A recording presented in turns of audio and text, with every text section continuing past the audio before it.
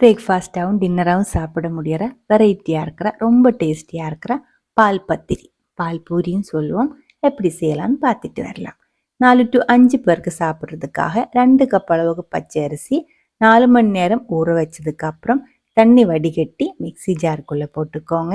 தேவையான அளவுக்கு தண்ணி ஊற்றி கொஞ்சம் கட்டியாக தோசை மாவு பதத்துக்கு அரைச்சி எடுத்துக்கலாம். மாவு கட்டியாக இருந்தால் கொஞ்சம் தண்ணி கூடி ஊற்றி கன்சிஸ்டன்சி அட்ஜஸ்ட் பண்ணி எடுத்துக்கோங்க.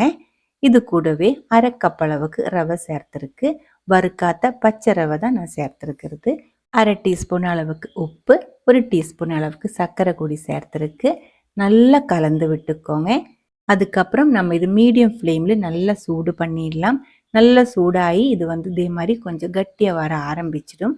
சூடு பண்ண ஆரம்பிக்கும் போதே கைவிடாமல் மிக்ஸ் பண்ணிகிட்டே இருங்க.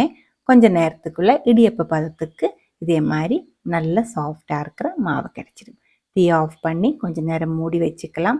பாதி ஆறினதுக்கப்புறம் 2 டேபிள் ஸ்பூன் அளவுக்கு தேங்காய் எண்ணெய் நான் இதுக்குள்ளே ஊற்றிருக்கு.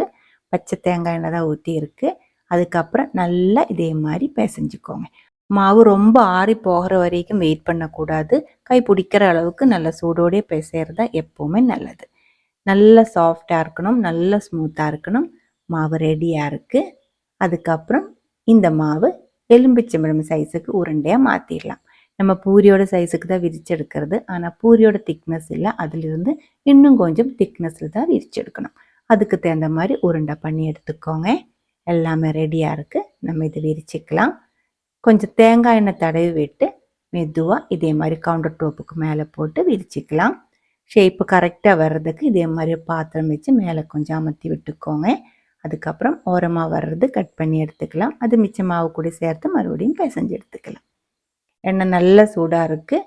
அதுக்குள்ளே போட்டு நம்ம இது பூரி மாதிரியே செஞ்சு எடுத்துக்கலாம்.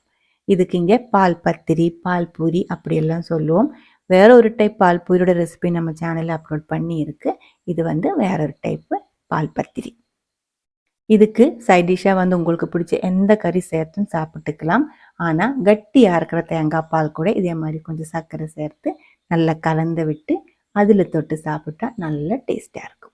இதுக்கு சிக்கன் கறி, மட்டன் கறி, கொஞ்சம் காரமாக இருக்கிற எந்த கறி வேணாலும், முட்டை கறி, அந்த மாதிரி எந்த கறி வேணாலும் சூப்பராக மேட்ச் ஆகும். பிரேக்ஃபாஸ்ட்டாகவும் சாப்பிட்டுக்கலாம், அதே மாதிரி டின்னராகவும் சாப்பிட்டுக்கலாம்.